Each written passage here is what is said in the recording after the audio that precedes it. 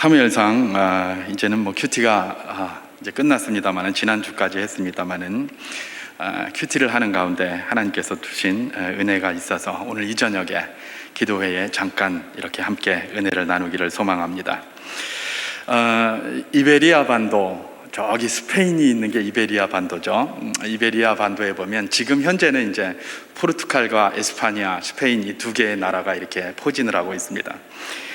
그런데 이 스페인은 1479년도에 크리스찬 왕국이었던 카스틸리아 왕국이라는 왕국과 그 다음에 아라곤이라는 크리스찬 왕국 두 개가 합해졌습니다.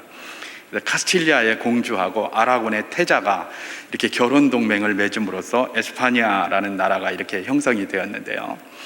그 에스파냐가 아직 되기 이전에 아라곤 왕국에서 있었던 이야기를 하나 이렇게 잠깐 전하면서 메시지를 시작하려고 합니다. 이 아라곤 왕이 하루는 이제 민정 시찰을 이렇게 좀 갔다고 합니다. 크리스찬 왕국의 신실한 그런 왕이었는데요. 자기가 정말 총애하는 10명 정도의 그런 신하를 데리고 이렇게 이 시찰을 하러 이렇게 쭉 간 것이죠. 그런데 길거리를 이렇게 가다 보니까 아주 거기 보석상들이 이렇게 있었는데 가만히 들여다보니까 아주 보석이 아주 귀한 보석이 거기 하나 있더랍니다. 적어도 왕이 보기에 이제 그런 것이었죠. 그래서 이제 우리 뭐 TV 같은 데 보면 대통령이나 뭐 정치인들이 그 시장 같은 데 하면 내 오뎅 그 싼 거 그런 것만 먹는데 이 아라곤 왕은 비싼 거를 사러 들어간 것 같아요. 그 보석상에 이렇게 뜩 들어가가지고 저 보석이 참 마음에 드는데 뭐 저런 비슷한 류의 보석이 또 있느냐라고 이렇게 살려고 이제 이렇게 들어갔었습니다.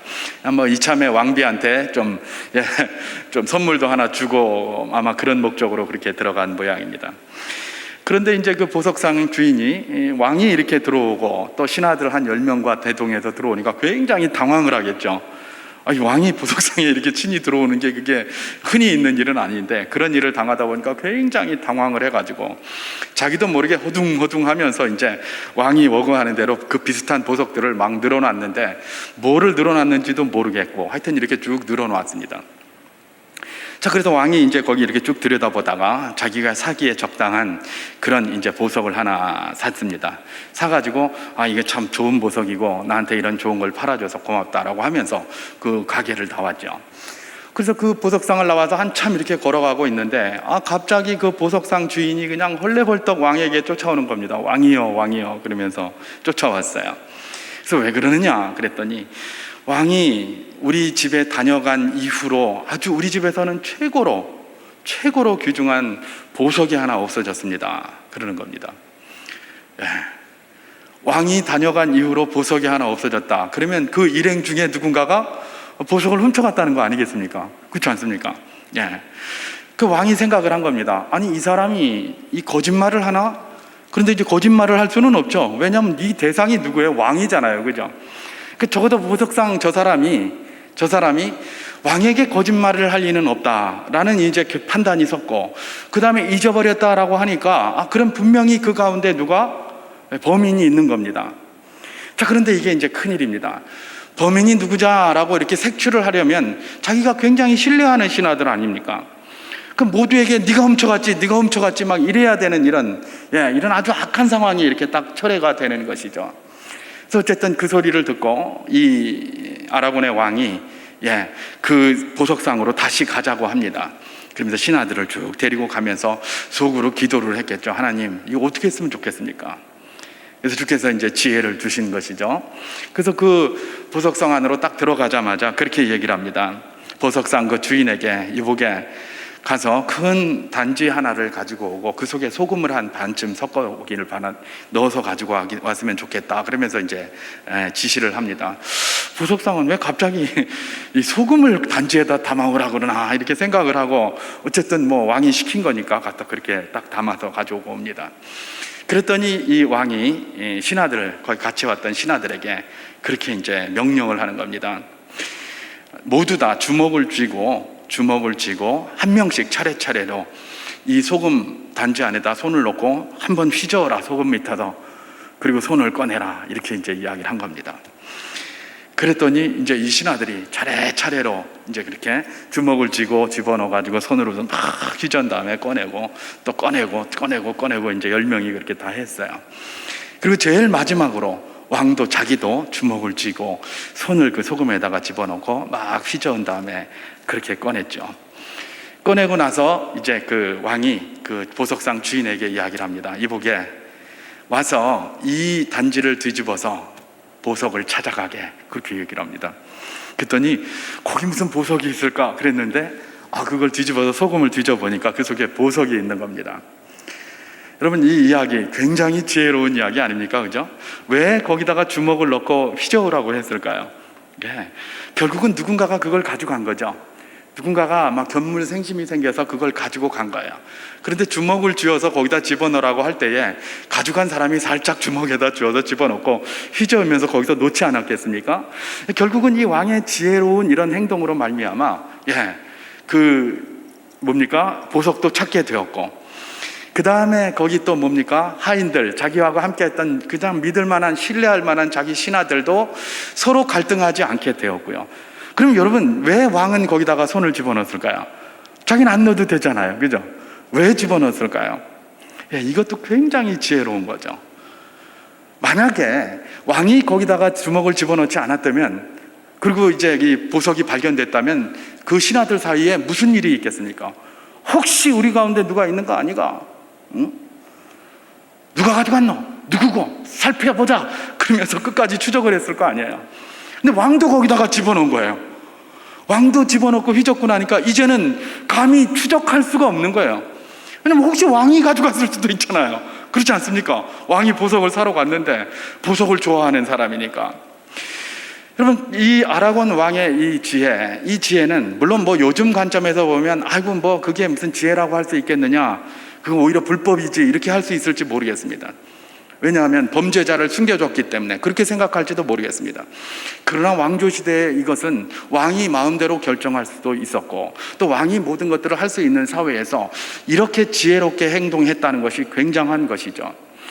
여러분, 이것은 결국은 보석도 찾고, 또 그 신뢰하는 신하들을 의심하지도 않고, 혹시 누군가가 범죄하는 자는 자기 족으로 참여하면서 거기다가 집어넣었을 것이고, 그죠? 그래서 사람의 영혼을 얻은 거예요.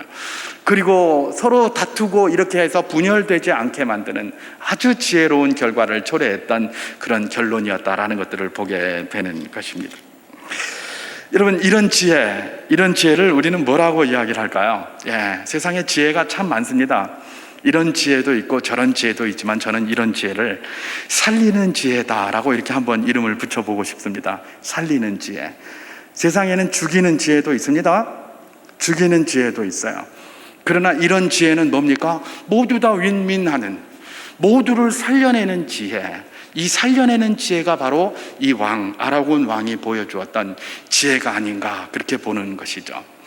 여러분, 이 살리는 지혜, 우리가 이 세상을 살아가면서 지혜가 필요합니다. 특히 이 세상은 굉장히 사회가 복잡하고 다단해요. 그러다 보니까 이 세상에 지혜가 필요한데, 어떤 지혜가 더욱 필요한 것입니까? 살리는 지혜가 필요합니다. 여러분, 세상이 복잡하지 않으면 별로 지혜가 필요 없어요. 정리 그냥 할 수 있잖아요. 근데 이게 세상이 복잡하다 보니까 무슨 일이 하나만 터져도 이 일과 관련된 수많은 사람들이 있는 겁니다. 이 일과 그야말로 이권이 관련되어져 있거나 여러 가지 상황이 관련된 사람이, 수많은 사람이 있는 겁니다. 그래서 그걸 해결하려면 어떻게 합니까? 굉장한 지혜가 있어야 되는 것이죠. 그런데 그걸 쉽게 해결하려고 하면서 죽이는 지혜를 쓰죠. 사람들이 대부분 그럽니다. 그래서 이걸 죽이고 저걸 죽이고, 이걸 탓하고 저걸 탓하고, 그래서 그쪽을 무너지게 만들어서 그걸 해결하는 비슷한 일들을 행하는 것이죠. 그게 일반적으로 세상이 보여주는 겁니다. 우리 주님은 그런 복잡 다단한 세상 속에 살아가고 있는 우리 그리스도인들에게 지혜를 가져야 할 것을 요청하면서, 특별히 어떤 지혜입니까? 남을 죽이는 지혜가 아니라 서로 윈윈하는, 살리는 지혜를 가져야 한다라는 것을 바로 이런 이야기들을 통해서 우리에게 도전하고 있는 것이죠. 솔로몬은 잠언 4장 7절에서 이렇게 말했습니다. 지혜가 제일이니 지혜를 얻으라. 내가 얻은 모든 것을 가지고 명철을 얻을지니라. 네 인생에 모든 것이 있느냐? 그걸 다 투자해서라도 지혜를 얻어야 된다. 솔로몬이 말하는 지혜는 분명 살리는 지혜입니다. 하나님이 주시는 지혜를 항상 이야기했기 때문에 그렇죠. 네 모든 것들을 다 바쳐서라도 그 지혜를 얻기 위해서 몸부림치라라고 그렇게 이야기를 하고 있는 것이죠. 여러분, 이것이 바로 무엇입니까? 이렇게 복잡한 세상을 살아가고 있는 그리스도인인 오늘 우리에게 주님이 요청하시는 것입니다. 지혜가 필요하다. 특별히 살리는 지혜가 필요하다. 그 지혜를 얻고자 너희도 몸부림치는 사람이 되어라. 바로 그런 이야기인 것입니다. 자, 그런 관점에서 이 살리는 지혜는 어떻게 얻을 것인가? 저는 오늘 본문에서 살리는 지혜를 잘 보여주고 있는 한 사람을 소개하고 있는 것을 발견하게 됩니다. 그 사람이 누구입니까? 우리가 너무나 잘 아는 아비가일이라는 분입니다. 여러분, 솔로몬이 지혜의 대명사의 표상이라면 여성으로서 지혜의 대명사로 항상 불리는 사람은 누구입니까? 이 아비가일이라는 이런 여성입니다. 이 아비가일이라는 의미는 내 아버지의 기쁨. 아비 그러면 내 아버지입니다. 가일 그러면 기쁨이에요. 내 아버지의 기쁨입니다. 이 아비가일이 살리는 지혜를 가지고 행동했던 이걸로 그야말로 아버지의 기쁨, 하나님 아버지의 기쁨으로 그렇게 섰던 분이 누구다? 이 아비가일이라는 것이죠. 그래서 저는 오늘 이 저녁에 이 아비가일의 지혜를 한번 살펴보면서 어떻게 아비가일이라는 사람이 이렇게 지혜로운 살리는 지혜를 얻을 수 있었을까를 한번 잠깐 생각해 보기를 원하는 겁니다. 여러분, 흔히들 그렇게 얘기를 합니다. 지혜 그러면 경륜을 많이 요구하고 경험을 요구하잖아요. 그죠? 그러다 보니까 지혜의 대명사는 주로 누굽니까? 나이가 많은 분들, 연로하신 분들을 지혜의 대명사로 봐요. 보통 그래요. 요번에도 무슨 어느 당수가 30대의 당수가 되다 보니까 저게 뭘 하겠노? 뭐 이런 걱정들이 굉장히 많았잖아요. 이 앞에. 그럼에도 불구하고 됐습니다만은 적어도 어느 경륜이 있고 경험이 풍부한 나이가 많은 사람이어야 그래야 지혜가 있다라고 일반적으로 생각을 합니다. 여러분, 노마지지라는 말이 있습니다. 신문에도 이렇게 나오던데, 노마지지. 이 노마지지는 늙은 말의 지혜 이런 뜻입니다. 노마지지. 이게 어떻게 나온 이 사자 고사냐 하면 전국시대 제나라의 환공이라는 사람이 전쟁을 하러 갔습니다. 봄에 전쟁을 출발했어요. 그 전쟁을 출발할 때 재상을 하나 데리고 갔는데 재상이 바로 우리가 너무나 잘 아는 관포지교의 주인공인 관중이라는 재상이었습니다. 이 관중 재상을 데리고 봄에 전쟁을 딱 나갔습니다. 전쟁을 딱 나갔는데 봄에 전쟁을 나가서 굉장히 이렇게 싸움이 길어지다 보니까 그 싸움이 끝날 때쯤 되니까 겨울이 된 거예요. 그래서 다른 나라로다가 이제 전쟁을 하러 갔으니까 봄에는 지형지물을 잘 살피고 갔는데 겨울이 되니까 이 상황이 바뀌니까 오다가 길을 잃어버린 거예요. 전쟁 끝나고. 그래서 큰일 났다. 이 겨울에 여기서 길을 잊어버리면 우리 다 죽는 것 아닌가? 그렇게 고민하고 있을 때에 이 유명한 이 관중 재상이 하나의 제안을 하죠. 굉장히 지혜로운 사람이었죠. 얘들아, 우리가 끌어온 말들 중에서 제일 늙은 말을 끌고 와라. 그리고 그 말을 앞세우고 그 말이 걸어가는 길을 따라 걸어가자. 그렇게 하면 길을 찾게 될 것이다. 이랬어요. 그런데 진짜 그 말이 자기가 왔던 길을 쭉 걸어가고 모든 군사들이 그 말을 따라가서 결국은 큰 길을 만나 그렇게 길을 찾아왔다라는 말이 있습니다. 노마지지. 이건 바로 무엇입니까? 모든 것의 지혜는 경륜에서 나오고 경험에서 나오고 나이가 많으면 경험과 경륜이 풍부하기에 결국은 나이 많은 연장자들이 지혜로운 자로 추앙을 받는다라는 것에 대한 일반적인 생각을 이야기를 하고 있죠. 근데 여러분, 아비가일이 굉장히 지혜로운데 아비가일이 나이가 많았을까요? 적었을까요? 아비가일이 나이가 많았을까? 적었을까? 성경에는 아비가일의 나이가 몇 살인지 잘 안 나옵니다. 근데 우리는 본문을 통해서 아비가일의 나이가 대충 몇 살쯤 되겠다라는 추론은 할 수가 있어요. 몇 살쯤 되었을까? 여러분, 우리가 아비가일의 남편이 나발이다 그랬더니 나발에게는 아비가일 혼자 부인이 있었다고 생각하면 안 됩니다. 나발은 25장 2절 이런 데서 말한 것처럼 굉장히 부자였습니다. 여러분, 그 당시에 굉장히 부자라는 것은 필연적으로 뭘 생각할 수 있습니까? 여러 명의 아내가 있었다고 생각하면 정확합니다. 그리고 나발은 나이가 굉장히 많은 사람이에요. 여러 명의 아내가 있었다고 생각하면 정확합니다. 그리고 나발이 죽은 게 뭐예요? 결국은 뇌졸중 이런 걸로다가 죽은 걸로 이렇게 나타나잖아요. 그러니까 결국은 나이도 굉장히 많았는데 아내도 굉장히 많았던 거예요. 또 나발이 아내가 많았다는 것은 어떻게 알 수 있습니까?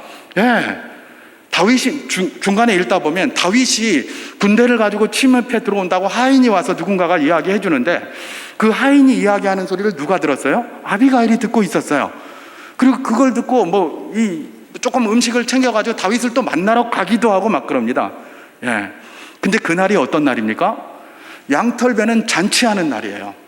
왕의 잔치와 같은 잔치를 준비하는 잔칫날에 주인의 부인이 그 잔치를 배설하고 준비를 해야 될 사람들이 신하 만나서 하인 만나서 이야기하고 또 다윗 만나러 뛰어가고 이럴 시간이 있습니까? 없습니다. 그거는 안주인이 다 챙기고 해야 되는 거예요. 종들을 부려가면서 왕의 잔치와 같이 거대한 잔치를 만드는데 안주인이 없이 그걸 누가 한단 말입니까? 그러니까 이미 부인이 있는 겁니다. 그걸 관장하는 부인이.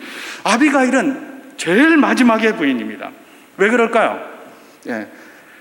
아비가일의 자녀에 대해서 나발과 사이의 자녀를 이야기하지 않습니다. 다윗과의 사이에서의 자녀 길르압에 대한 이야기만 성경에 나옵니다. 이 말은 아비가일은 나발이 굉장히 부자였는데 제일 마지막에 그야말로 들어온 그런 부인이에요. 아주 젊은 부인. 그리고 나중에 다윗과 아비가일이 결혼을 하지 않습니까? 이때 다윗의 나이가 몇 살이었습니까? 20대 후반이었어요. 20대 후반. 그러면 아비가일이 많으면 20대 후반, 그렇지 않으면 20대 초반, 이렇게밖에 안 된 거예요. 20대였어요 아직. 다시 말해서 아비가일이 나이가 굉장히 젊은 20대의 여인이었음에도 불구하고 굉장히 지혜로운 자였다는 거예요. 굉장히 지혜로운 자였다.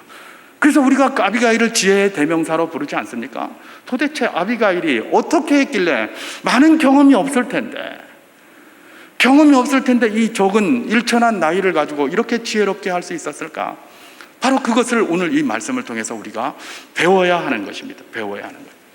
자, 그렇다면 아비가일은 어떻게 이렇게 아직 경험이 많지 않은 이런 나이였음에도 불구하고 이렇게 지혜로운 지혜의 대명사로 서게 되었을까? 본문을 묵상하면서 저는 아비가일이 타인의 말을 굉장히 경청하는 사람이었음을 발견하게 됩니다. 타인의 말을 굉장히 경청하는 사람이에요. 여러분, 내가 직접 경험하는 거 굉장히 중요합니다.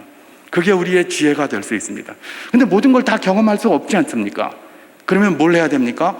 다른 사람의 경험을 들을 줄 알아야 되는 거예요. 다른 사람의 말에 귀를 기울일 줄 알아야 돼요. 그래야 그게 내 지혜가 되는 겁니다.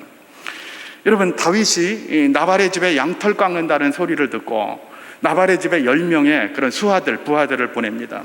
왜 보냅니까? 여러분, 시골에서 잔치가 열렸다고 하면 지나가는 객들도 다 그 잔치에 참여하잖아요. 그러니까 특별히 다윗은 그렇게 생각한 거예요. 내가 그래도 나발 집에 많은 도움도 주었고 이렇게 했는데 뭐 이런 잔칫날까지 우리가 뭘 좀 달라고 그러면 당연히 주지 않겠는가?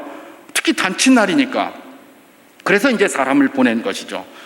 그랬는데 이 사환들 한 10명이, 다윗이 그 보낸 사람들이 오니까 나발이 그들을 아주 박대를 합니다. 박대를 하면서 다윗을 아주 모욕을 했죠. 뭐라고 모욕을 합니까? 10절과 11절에 보면 나발이 다윗의 사환들에게 대답하여 이르되 다윗은 누구며 이새의 아들은 누구냐? 요즘에 각기 주인에게서 억지로 떠나는 종이 많도다. 내가 어찌 내 떡과 물과 내 양털 깎는 자를 위하여 잡은 고기를 가져다가 어디서 왔는지 알지 못하는 자들에게 주겠느냐 한지라. 여러분, 다윗이 누군지 다 알아요.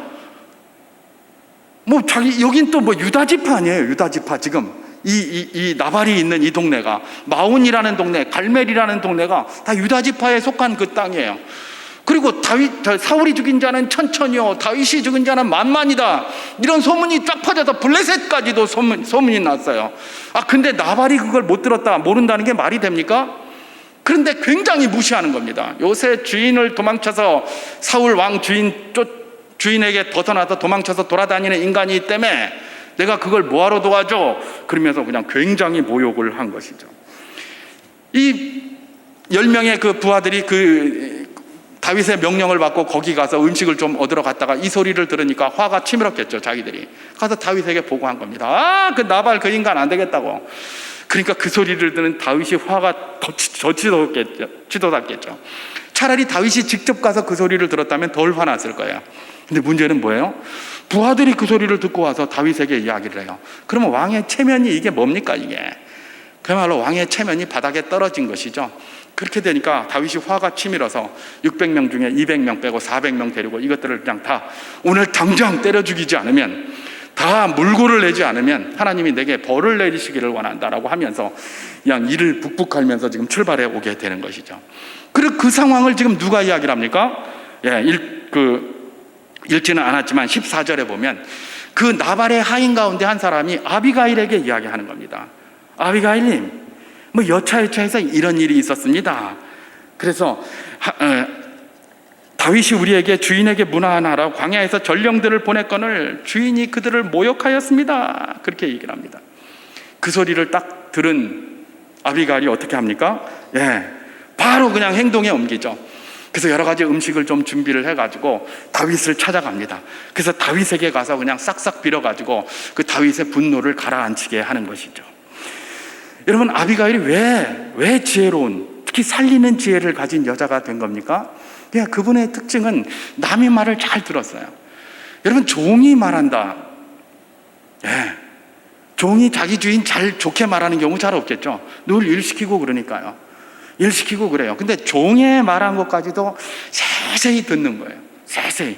어디 감히 종 따위가 이렇게 하지 않았어요. 그것까지 세세히 듣고, 비록 종의 이야기지만 그걸 잘 들은 다음에 그걸 가지고 또 실행에 옮겨요. 이게 누구였습니까? 바로 이 아비가일이었다는 것입니다. 아비가일 아직 나이가 적고 경륜이 일천하고 경험이 부족한 여인이었지만 굉장히 지혜로울 수 있었던 것은, 비록 종의 말이라고 할지라도 허투루 듣지 않고 그걸 머릿속에 계속 새기고 그대로 살아보려고 몸부림치는 여인이었다라는 것들을 보게 되는 것입니다. 이런 것들을 통해서 무엇입니까? 이 아비가일의 지혜가 차곡차곡 쌓였던 것이죠. 옛날에 애늙은이라는 말이 있습니다. 요즘은 뭐 그런 말 잘 안 쓰죠. 애늙은이라는 말, 그죠? 나이는 아직 어린데 행동하는 게 꼭 어른, 할아버지 같이 행동하는 거예요. 저도 이전에 그런 소리 몇 번 들었어요. 왜 그랬을까요? 뭐 제가 잘나서 그런 게 아니에요.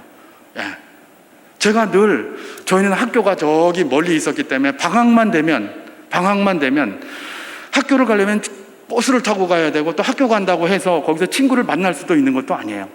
자, 그러다 보니까 방학 같은 때 주로 누구하고 놉니까? 저희 아버지 친구들하고 놀아요.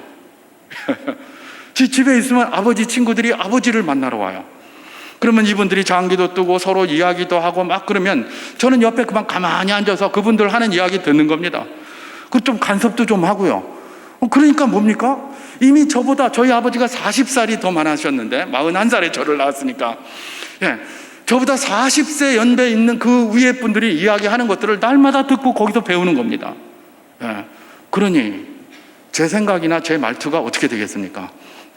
저희 아버지 뻘 되는 분들의 그런 말투, 저희 아버지 뻘 되는 분들이 쓰는 이야기들, 그런 이야기들이 익숙해져 있는 겁니다. 애늙은이 같이 되는 거예요. 나는 별로 그런 경험을 하지 않지만 그분들의 이야기들을 통해서 간접적인 경험을 굉장히 많이 하게 되는 것이죠. 여러분, 일천한 아비가일이 어떻게 이렇게 지혜로운 사람이 되었습니까? 타인의 말을 경청할 줄 아는 사람이었다. 이건 오늘 우리 그리스도인들에게 도전하고 시사하는 바가 큽니다. 타인의 말을 경청해야 한다. 사람의 말을 경청할 뿐만 아니라 우리 특별히 하나님의 말씀 말입니다. 날마다 경청하면서 그 말씀을 실천하려고 몸부림치며 나아가야 하는 것이죠. 경청함에 있어서 기억할 것이 있습니까? 뭘 기억해야 됩니까? 다른 사람이 말을 해줘야 될 것 아닙니까? 다른 사람이 나에게 말을 안 해준다면 내가 아무리 경청하려고 해도 아무 소용이 없습니다. 보십시오, 이 나발. 나발의 하인들은 나발에게 이야기하지 않습니다. 17절에 아이고 우리 주인은 막 굳은 사람이라 그 사람하고 말하기 싫다고 하면 말을 안 해요. 근데 누구한테 지금 이야기를 하는 겁니까? 아비가일에게 이야기를 하는 거예요. 여러분, 내가 다른 사람들에게 이야기를 듣습니까? 그 사람들이 나에게 말할 수 있는 그런 위치가 돼야 되는 거예요. 여러분이 경청한다는 말이 그냥 뭐 듣기만 한다 그러면 누구든지 늘 이야기해 줄 것이다. 절대 그렇지 않습니다. 이야기해 주는 사람이 그렇게 많지 않아요. 결국은 경청한다는 것은 무엇입니까? 그만큼 인간관계를 위해서 내가 열심히 노력을 해라 라는 그런 이야기도 동시에 그 가운데 있는 것이고, 하나님의 말씀을 경청하는 것이다 라고 우리가 또한 받는다면 하나님과의 늘 교제관계가 될 수 있도록 우리가 기도도 하고 은혜 가운데 나아가야 된다는 것들을 동시에 이야기하고 있다고 보면 되겠죠. 바로 그것입니다. 아비가일은 결국은 뭡니까? 경청하고 타인의 말을 잘 들었기 때문에 자기가 경험하지 않았음에도 불구하고 굉장한 지혜를 가지고 살리는 지혜를 사용할 수 있었다라는 것들을 우리는 하나 발견하게 됩니다. 또 하나 아비가일이 이렇게 지혜로울 수 있었던 특징을 한번 살펴본다면 그는 상대방의 입장을 굉장히 잘 배려하는 여인이었습니다. 우리가 역지사지라고 이야기를 하죠. 상대방의 입장에 자기가 서서 상대방의 입장을 배려하는 거예요. 그러니까 이 사람이 굉장히 지혜로워지는 겁니다. 본문 23절, 오늘 우리가 읽은 본문입니다. 제가 한번 봉독합니다. 아비가일이 다윗을 보고 급히 나귀에서 내려 다윗 앞에 엎드려 그의 얼굴을 땅에 대니라, 그렇게 얘기를 합니다. 자, 저기 다윗이 막 400명을 이끌고 오니까 그냥 먼저 예물을 보낸 다음에 그 다음에 따라가 가지고 다윗이 딱 보자마자 그냥 거기서 엎드려서 그냥 딱 이렇게 부복을 하는 겁니다. 여러분, 아까 제가 말한 것처럼 다윗이 그 나발이 했다는 말을 듣고 화가 난 이유 중에 하나가 뭐예요? 자기가 직접 했으면 좀 덜 화났을 수도 있어요. 근데 부하들이 그걸 갖다가 그 모욕을 당하고 와가지고 왕한테, 저기 다윗한테 이야기하는 거예요. 장군님, 보스, 이거 안 되겠다. 이거 우리도 쪽팔려 죽겠는데 이거 가만두면 안 됩니다. 뭐 이런 거 아니에요. 그러니까 다윗은 사실은 그렇게 하지 안 할 수도 있는데 부하들이 그러니까 할 수 없이 움직이는 거예요. 더 화가 나가지고 말입니다. 그런데 그 집의 주인 부인이 와가지고 땅바닥에 그렇게 바짝 엎드린다? 그러면 적어도 뭡니까? 그 병사들 앞에서, 자기 부하들 앞에서 소위 체면이 좀 쓰는 겁니다. 가오가. 이 다윗의 그런 어떤 체면을 잘 파악하고 있는 거예요. 이 사람이 역지사지의 입장인 거예요. 잘 파악하고 있는 거예요.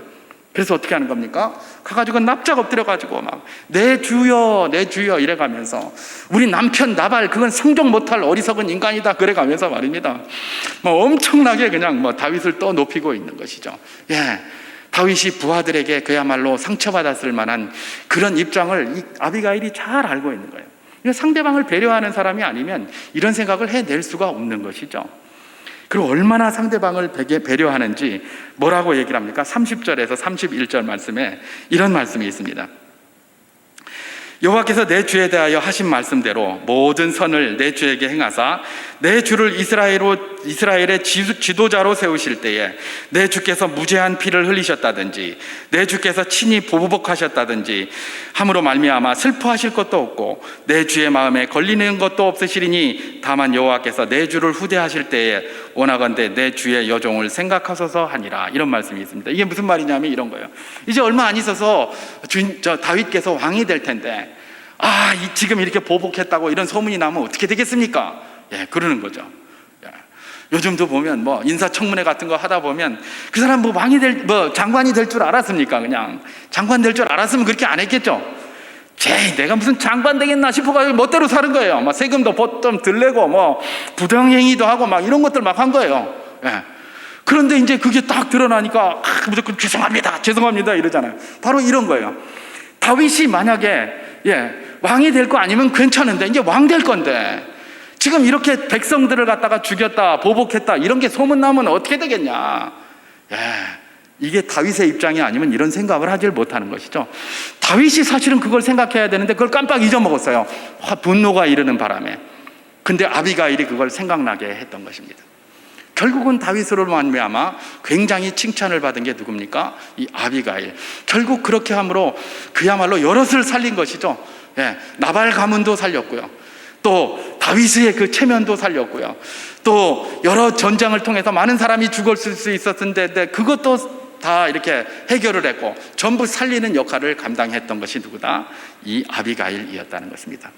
아비가일이 그런 살리는 지혜를 가질 수 있었던 게 남의 말을 잘 귀를 기울이는 경청함과 또 상대방의 입장을 배려하는 역지사지의 입장, 이것을 가지고 있는 사람이었다. 그랬기 때문에 그가 어떤 사람이었다?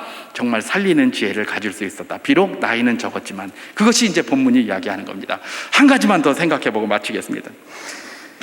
아비가일이 그야말로 살리는 지혜를 가지고 있었던 아주 중요한 이유 중에 또 하나가 있는데 그것은 투철한 책임감이었습니다. 투철한 책임감. 여러분, 지혜는 책임감에서 생깁니다. 책임감이라는 건 뭡니까? 문제를 해결하려고 하는 것입니다. 문제를 해결하려고 할 때에 지혜가 생깁니다. 그건 뭐 나하고 상관없는 이야기야. 그리고 놔두면 문제 해결하려고 생각 안 하면 지혜가 안 생겨요. 우리가 지혜가 언제 생깁니까? 이 문제를 어떻게 하지? 이걸 어떻게 해보지? 어떻게 해보지? 고민하는 가운데 지혜가 생기는 거예요. 그죠? 마찬가지죠. 예. 책임감이 없으면 지혜가 생기질 않아요. 책임감이 없는 사람은 살리는 지혜, 죽이는 지혜하고 별로 상관이 없는 거예요. 근데 이 아비가일은 책임감 충만한 사람이었어요. 여러분, 아까도 제가 말씀드렸습니다만 아비가일은 부인 중에서 제일 말단이에요. 사인들이 그런 얘기해도 그게 나하고 뭔 상관이 있노? 저 언니한테 얘기해봐라. 저 여주인, 저 왕주인한테, 왕초주인한테 이야기해봐라. 이랬으면 끝나는 거예요, 그냥. 자기가 그럴 필요도 없어요. 그런데 그걸 자기가 다 듣고 그대로 그냥 그걸 가지고 움직여서 자기 가문을 살리는 거예요. 뿐만 아니라 오늘 말씀을 한번 보십시오. 전부 그걸 남 탓으로 하지 않습니다. 이 여주인 저의 잘못입니다. 내 잘못입니다. 내 잘못입니다. 그래서 지가 책임을 다 떠안고 있는 거예요. 다 떠안고 있는 거예요. 아비가일 보세요. 지금 계속 그러잖아요. 이건 내 잘못입니다. 내가 잘못했습니다. 근데 책임을 자기가 떠안아요. 자기가 아무 상관도 없어요. 그런데 다 자기가 떠안고 있는 거예요. 자기가 그 책임을 떠안다 보니까 이 문제를 해결하기 위하여 어떻게 해야 될 것인가? 거기서 뭐가 생기는 겁니까? 지혜가 생기는 겁니다. 지혜가. 아비가일이 어떻게 나이가 적었음에도 불구하고 이렇게 지혜로운 사람이 될 수가 있었습니까? 바로 이것입니다. 자기가 투철한 책임감을 가지고 어떤 문제가 나와는 전혀 상관이 없는 것이니 네 탓이다가 아니라 여전히 내 탓이다, 내가 잘못했다 라고 생각을 하니까 거기서 뭐가 생기는 겁니까? 하나님이 주시는 지혜가 순간순간 밀려왔던 것입니다. 말씀을 정리합니다. 아비가일, 이제 20대밖에 안 되는 경륜이 부족한 여인이었습니다. 그럼에도 불구하고 그는 지혜의 대명사로 알려져 있고 특별히 살리는 지혜의 대명사로 알려져 있습니다. 오늘 우리 그리스도인들 살리는 지혜가 필요합니다. 자, 그러면 이 아비가일이 어떻게 이런 일천한 그런 어떤 경륜에도 불구하고 이런 좋은 지혜를 가진 사람이라고 평가받을 수 있었을까? 그의 삶 속에서 우리가 배워야 할 것이 있는데 그게 뭐예요? 바로 타인의 말을 잘 경청하는 것, 그 다음에 타인의 입장에서 모든 것들을 생각하는 것, 그 다음에 투철한 책임감을 가지고 임하는 것, 이것이 바로 무엇이었습니까? 지혜가 부족할 수도 있는 아비가일에게 충만한 지혜를 줄 수 있었던 좋은 계기가 되었다라는 바로 그것입니다. 우리 주님께서 오늘 이 저녁에 우리에게 그렇게 요구하십니다. 이 시대에 지혜가 많이 필요하되 특별히 살리는 지혜가 많이 필요한데 너희 그리스도인들, 너희 수종교회 성도들아,